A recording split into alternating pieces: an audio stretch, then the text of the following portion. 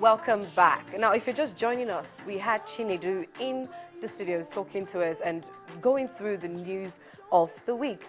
And now we're going straight to our topics, which is in coincidence with World Refugee Day, and we're talking about internally displaced persons and the fact that they need us. I have with me Mr. Izuegbu Onyedikachi, who will be taking us through some of the things that are happening at the moment. Now, internally displaced persons, also known as IDPs, are mostly victims of the inhumanity of man against man, and they're victims of various kinds of injustices and violence perpetrated by either their own government against them or by others, such as communal clashes, terrorism, riots, religious conflicts, natural disasters, and so on. Now, contrary to the expectation of the world population, the New World Order has been characterized by more unstable and turbulent conflict situations, unhealthy power politics, destructive ethnic insurgencies, national rivalries, and a whole lot of others. Now, to mark the World Refugee Day, on Rubbin Minds, we'll talk about the problems refugees undergo. And I have with me Mr. Izuegbu, who will be talking about that. Thank you very much. So tell us a bit about your work. Yeah, definitely. I'm the program manager, as I've likely stated, with Tahir Foundations, and we have this initiative called the Give Basket NG. Okay. Give Basket NG, it's actually an initiative we've deemed it fit to match our words with actions by mobilizing relief materials, food items and no-food items, to give to some of these our brothers and sisters who's been affected by this insurgency. So, and we are partnering with the National Emergency Management Agency, NEMA, and Red Cross in this regard. Wow. Yeah. That's impressive. Now, let's talk about some of the people you have worked with. What happened that placed them in that position? What are some of the things you've seen? Yeah, actually, when you're talking about displaced persons, there's two. We have the internally displaced persons and we have the refugees. Yes. Yes. The internally displaced persons are people that leave their houses or their home as a result of national disaster or as a result of man-made disaster or armed conflict or insurgency, as we have in this case, where refugees are people that actually are affected by all these disasters and insurgency or terrorism or some of these national disasters like flooding, typhoon, but they have crossed the border of their country. Yes. They are known as refugees. So, and it's important to us to note that internally displaced persons are actually the most vulnerable persons. Yes, because mostly women and children are greatly affected in this regard. So it's important for us as Nigerians to have this sense of community, to think of them, because the issues that affect them affect everyone. Anything that happened to them humiliates each and every one of us. So it's for us to have this kind of mindset, to have, key with sense of responsibility, to do what we're supposed to do as citizens by extending our hands to them. Okay. Now, how challenging is it to maintain and help over 1 million IDPs in Nigeria? What has your experience been like? Yeah, it's been challenging. At the same time, the challenge is posed with enormous responsibility. It's not been an easy one because if you go to the camp, there's a lot of challenges ranging from the health challenges, psychological challenges, water and sanitation challenges, and equally shelter. So these are some of the things you see when you go to camps. And it's quite disturbing. Like most recently, we visited the new Chikungoro camp at Abuja, and we gave them some non-food items and food items, and we saw, to our dismay, the pupils in the schools, they don't have shelter. So it's quite disturbing. And even the teachers we interview are equally volunteers. So, the challenges are enormous. And you see some children having diarrhea and things like that. So this is quite a health challenge. So let's look at this more vividly. So let's say there was a Boko Haram attack in Abuja, and so they had to move to a camp. Now, you help to give food, but a lot of times, most of them need psychological help. They need doctors, and their life is sort of put on hold because, like you said, these children previously would probably be in school, have better care, but because of what happened, they're in a camp, and even the camp educational facilities are not available. Why do you think this is so? For example, why are we, you are focusing on food. Do you know of any other NGOs that are taking care of their healthcare psychologically for these children and women? Yes, just like you rightly said, we've talked about some educational needs and some disconnect we have in the area of education. What we do as a small NGO is just to mobilize food items and no food items, just like I told you. And you know, NEMA is a government agency that is mandated to do this. I believe they have the Ministry of Health that will take care of the health sector, the health needs of the IDPs. And they will equally have the Ministry of Housing, the Ministry of Education that will take care of the educational needs. So that's what I'm saying, that we actually partner with them. So it's actually their role and responsibility to make sure that all the sector that are affected, they integrate them and they have a kind of synergy so that they will be able to have a more robust response to these IDPs. Okay, so let's talk about, you provide food for them sometimes. Is it regular? Do you do it on a daily basis, or is it a one-off activity you do for each camp? Yeah, it's not really something you can do on a daily basis, definitely. What we do is that it's actually raw food, you know, bags of rice, bags of rice, and then indomie and a lot of food items too, and no food items, soups, and then what have you. So, but it's not something you do regularly, but it's because just like I told you, we organize charity picnic. Okay. You know, it's individual like me and you that, you know, give this relief material. So it's when we collect it in aggregate, then we now do some kind of baseline assessment to actually know what they need, because you do pre-assessment and post-assessment to actually know the impact of what yes, exactly. So it is not what we do on a daily basis. It's as far as we mobilize those relief materials that we give it to them. Okay.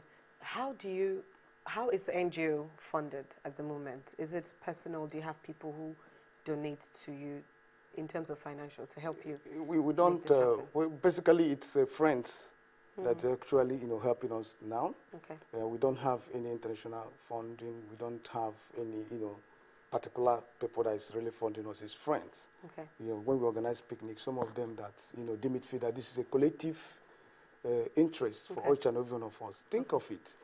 5,000 hectares of farmland were destroyed in Borno State as a result of this insurgency. And these have a critical impact in our economy, especially in agriculture. So when you think that these have a ripple effect to me and you, so you now know that it's something that we should have a sense of community to tackle. Yeah. Tell us one of your toughest visits, or emotionally. You've probably been to more than 2 or 3 camps. Of course. What did you see that probably has stayed with you the most? Yes, every time I visit the camp, I feel so emotional. Starting from viewing the environment where human lives. What's the environment like? The environment is nothing to write home about, to be honest. But, you know, ironically, they feel that this is okay for them. You understand? Because coming from where, you know, going from where they are coming from, this is like a solace. Yes. You understand? But if you go there, you pass through mechanics road, you know, some road you cannot even trace. So it's not really too conducive, if I have to say that. So, and my interaction with some of the IDPs touched my heart too. You know, some of them will begin to tell you some of their personal, private challenges they are facing. Some of them, their children are sick. Some will tell you, you know, how they find it difficult to feed and things like that. So, and you know, this is not what we, as a local NGO, can tackle.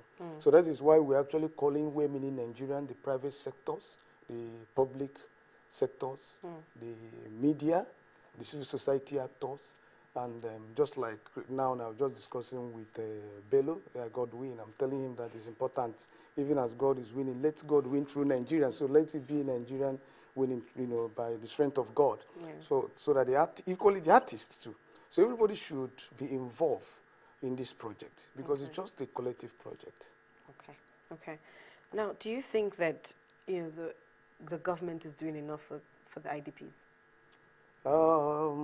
I think they are doing enough, but there's more. they need to deepen their efforts. We need to have more robust, vibrant institutions to, tackle this menace. You understand? Okay. I know there have been some regional bodies, collaborations, some international communities, collaboration with the government agencies, but they still need some robust and vibrant interventions so that the people, the IDPs will feel the impact.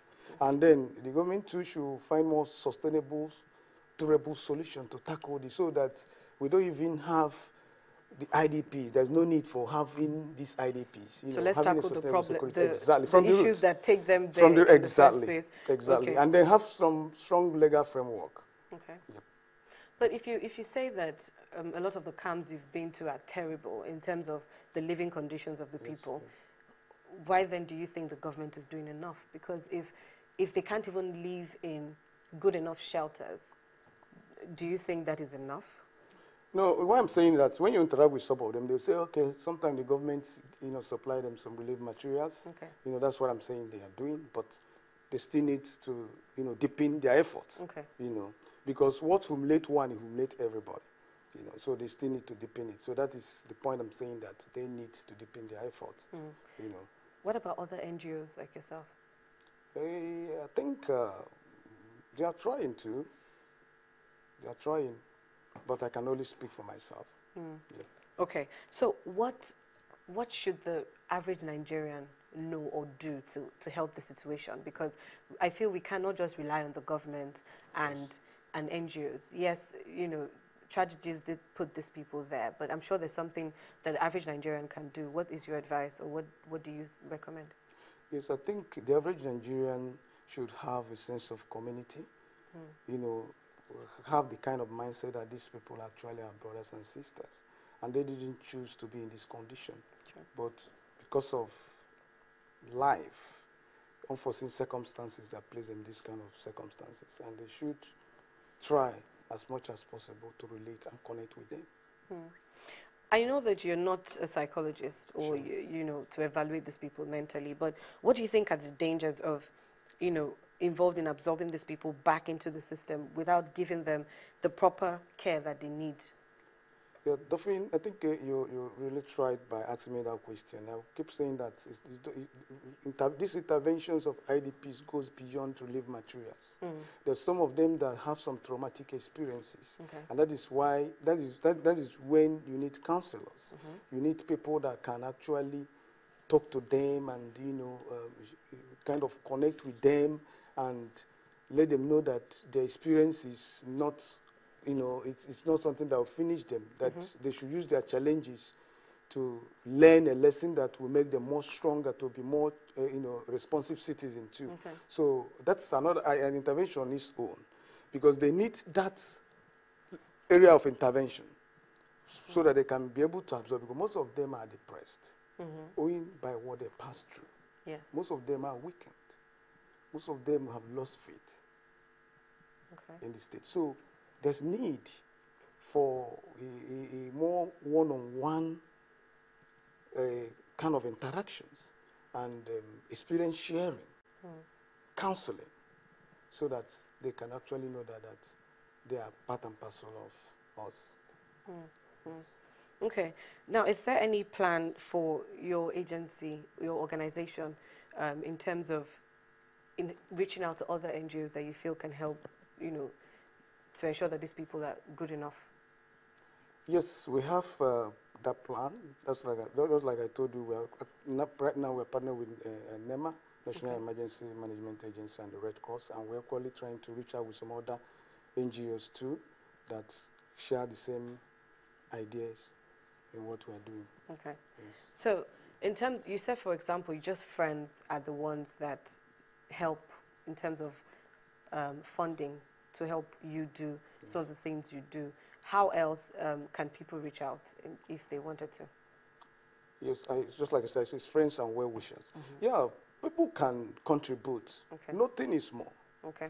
Even you as an individual, just like I told Bill, you can work out to them. Even giving somebody, an advice, a solace, or even we can just adopt one child in the school and make sure you ask, pay the school fees, give him books, and carry him along. So it's not something that has to be a group thing. Yes. It can be an individual thing. It can be a group thing and a collective thing at the same time. But do you think enough communication is being done? So, for example, most of these camps, a lot of people are not even aware that they exist in the first place, where these IDPs are. Sure. That's why I say the media. You people are equally a strong, important partner because you have to create this awareness.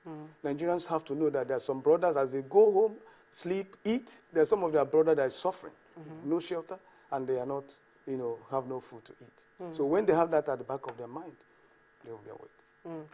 Are you doing anything on social media as an organization?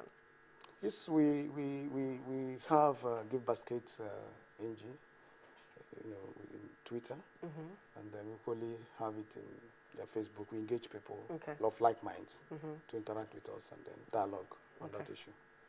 Okay. All right. We're going to go on a break now, and when we come back, we have an entertainment celebrity in the house. Don't go away. Thank you so much, Mr. Izuegbu, for talking to us. Thank you. Definitely. I appreciate it. Thank you very much.